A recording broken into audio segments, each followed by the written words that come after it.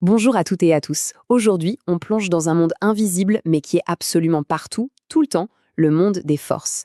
Et franchement, ce n'est pas juste un chapitre de physique, c'est carrément le code source de l'univers, la clé pour comprendre pourquoi une pomme tombe, pourquoi la lune ne nous tombe pas dessus, et même pourquoi on tient debout sur nos deux pieds.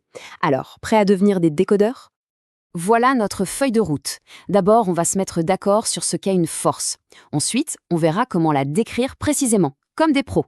Après, on découvrira une règle d'or des interactions, un truc fondamental. Puis, gros plan sur la star des forces, la gravité. Et on terminera par un petit récap pour que tout soit bien clair. C'est parti? On commence avec une question qui a l'air toute bête. On a beau sauter, courir, faire ce qu'on veut, on finit toujours par retomber. Jamais un stylo qu'on lâche ne s'est dit «Tiens, aujourd'hui je pars vers le plafond». Alors qu'est-ce qui nous cloue au sol comme ça? C'est quoi cette règle invisible que tout, absolument tout, respecte? En fait, à chaque seconde, il se passe des milliers d'actions autour de nous. Le sol sous nos pieds nous pousse vers le haut. L'air nous freine un tout petit peu quand on marche. Un aimant attire un plou, même sans le toucher. Toutes ces actions, qu'elles soient par contact ou à distance, sont la cause de tous les mouvements ou de l'absence de mouvement.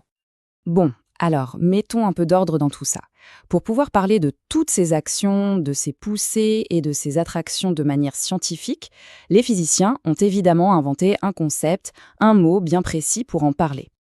Et ce mot, bien sûr, c'est le mot force. Alors attention, un point super important à comprendre, une force, ce n'est pas un objet, ce n'est pas un truc qu'on peut mettre dans une boîte. C'est une idée, un modèle. C'est un outil intellectuel incroyablement puissant qu'on a créé pour pouvoir décrire, calculer et même prédire comment les objets vont agir les uns sur les autres.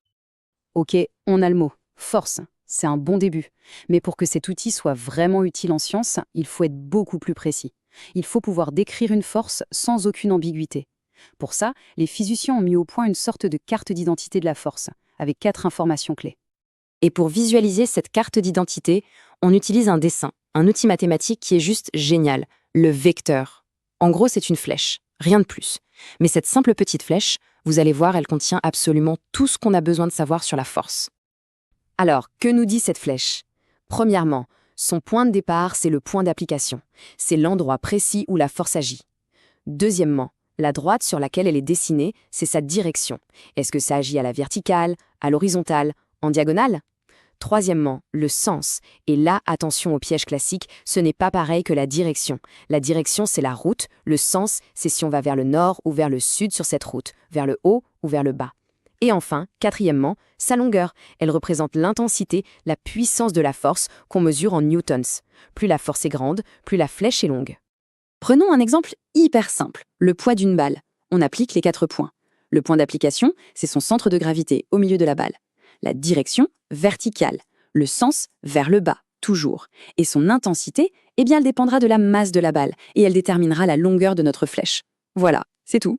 Simple, visuel, efficace. Maintenant qu'on sait ce qu'est une force et comment la représenter, on va découvrir une loi absolument fondamentale de l'univers. Une règle d'or. Retenez bien ça. Une force n'est jamais toute seule. C'est toujours une histoire qui se joue à deux. Une interaction. Regardez ça. On a tous en tête l'image de la grosse Terre qui attire la petite Lune. Et c'est vrai, elle l'attire. Mais ce qu'on oublie souvent, c'est que la Lune, de son côté, attire la Terre en retour. Ce n'est pas à sens unique, c'est une attraction mutuelle, une action réciproque. Et ça, c'est le fameux principe des actions réciproques, ou la 3e loi de Newton. C'est une loi magnifique de symétrie. Pour chaque action, il existe une réaction égale et opposée. Quand on donne un coup de poing dans un mur, le mur nous rend un coup de poing avec une force de même intensité. Et c'est bien pour ça qu'on se fait mal. Allez, maintenant, on va faire un gros plan sur la force la plus connue, la plus universelle, celle qui nous colle les pieds au sol et qui fait danser les galaxies, l'interaction gravitationnelle.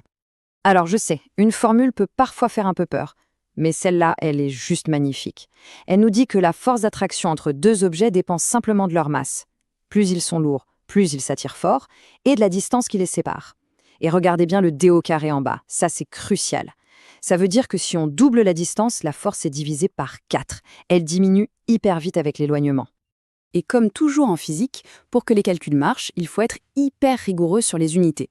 La force F, on l'aura en newton. G, c'est une constante, sa valeur ne change jamais. Pour les masses, c'est obligatoirement en kilogrammes. Et la distance, attention, elle doit être en mètres, pas en kilomètres, sinon c'est l'erreur assurée. Et quand on applique cette formule avec les vrais chiffres, les nombres deviennent juste dingues. La force d'attraction entre le Soleil et la Terre, c'est ce chiffre-là, 35 000 milliards de newtons. C'est un nombre inimaginable.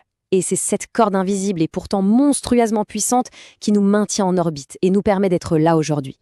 Du coup, petite question. Quelle est la différence entre la gravitation et le poids? Eh bien, c'est la même chose.